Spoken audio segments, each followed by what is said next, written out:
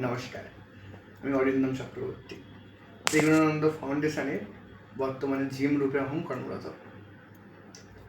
আপনারা অনেকেই প্রশ্ন করেছিলেন, ত্রিগুণানন্দ ফাউন্ডেশনটা বারবার শুনছি, ত্রিগুণানন্দ ফাউন্ডেশনে অ্যাকচুয়ালি ত্রিগুণানন্দ ফাউন্ডেশনটা কী হয় এখানে। আজ সেইটি জানানোর জন্যই আপনাদের জন্য ভিডিওটি।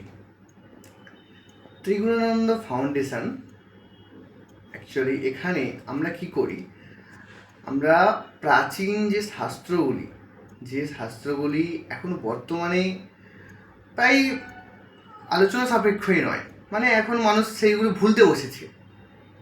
যেমন সর্বপ্রথম উল্লেখিত বেদ, আমাদের সমস্ত ধর্মের মূল গ্রন্থ বেদ। আপনারা এর আগে দেখেছেন বেদের মন্ত্র আমাদের কীভাবে উচ্চারণ করা হয়। এখন বর্তমানে আমরা যজুর্বেদের মাধ্যন্দিনী শাখার পাঠরত। বেদ একটি বিষয় হলো, তারপরে আছে বাস্তুশাস্ত্র। এই পৃথিবী এমন কিছু, মানে যেটি সৃষ্টি হয় সেটি বাস্তুর ওপরেই নির্মিত হয়। বাস্তু অর্থাৎ বাস্তু পুরুষের ওপরেই সেই বাস্তুশাস্ত্র, এবং তার সঙ্গে এখন বর্তমানে আধুনিক যুগের আর্কিটেকচার। এই বাস্তুশাস্ত্র এবং আর্কিটেকচার এটি আমাদের শেখানো হয়। তারপরে আসছি আমরা জ্যোতিষশাস্ত্র বলতে শুধু যে জ্যোতিষবিদ্যা, হস্তবিচার ইত্যাদি, শুধু এইগুলোই নয়। আমরা অ্যাস্ট্রোলজির সঙ্গে অ্যাস্ট্রোনমিকে আমরা জানবো। অ্যাস্ট্রোনমি মানে রকেট সায়েন্স, অ্যাস্ট্রোলজি, অ্যাস্ট্রোনমি, এটা মিলিয়ে আমাদের অ্যাস্ট্রো সায়েন্স, এটি আমাদের পাঠ্যক্রম। এরপরে আসছে আমরা যোগ ব্যায়াম। তো আমরা সকলেই জানি যোগ আরোগ্যের প্রথম কারণ। সেই এই যোগ বলের মাধ্যমে প্রাচীন আমাদের মুনি ঋষিরা, তেনাদের না তো কোনো শারীরিক সমস্যা ছিল,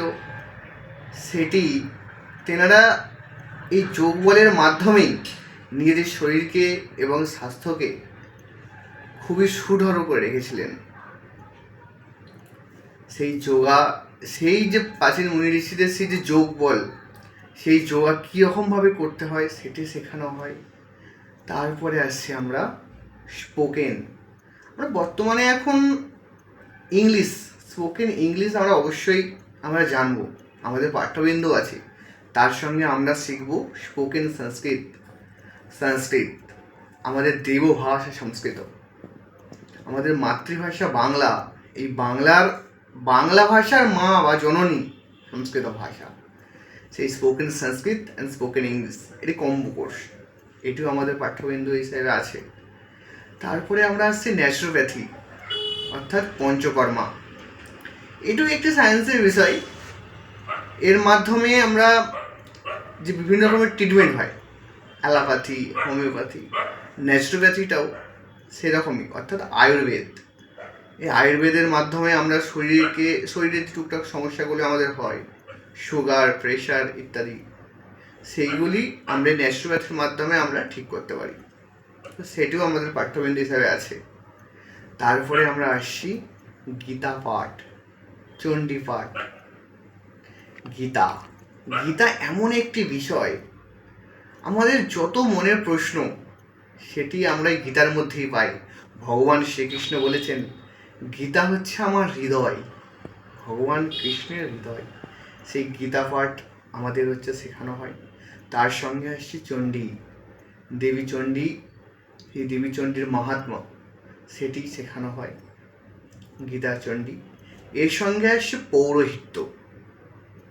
বর্তমানে পৌরোহিত্য মানে একটা বংশ পরম্পরায় যে আমার বাবা পুজো করেছে আমিও পুজো করছি, যে অ্যাকচুয়ালি পৌরোহিত্যের যে ক্রম, আচমন কীভাবে করব, বিষ্ণু স্মরণ কীভাবে করব, আসন শুদ্ধি কীভাবে করব, জল শুদ্ধি কীভাবে করব, যে এই ক্রমগুলি আমাদের শেখানো হয় পৌরোহিত্যের মাধ্যমে। এবং বিভিন্ন সময় যে পূজা আসছে, দুর্গা পূজা, লক্ষ্মী পূজা, কালী পূজা, এই পূজাগুলির আগে আমাদের প্রশিক্ষণ দেওয়া হয় যে কীভাবে আমরা এই পুজোগুলো করব বা পুজোগুলো সম্পন্ন করব। এটি একটি বিষয়।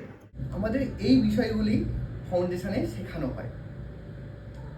আপনারা যদি এই বিষয়গুলি জানতে এবং শিখতে চান তাহলে অবশ্যই আমাদের সঙ্গে যোগাযোগ করুন। নমস্কার।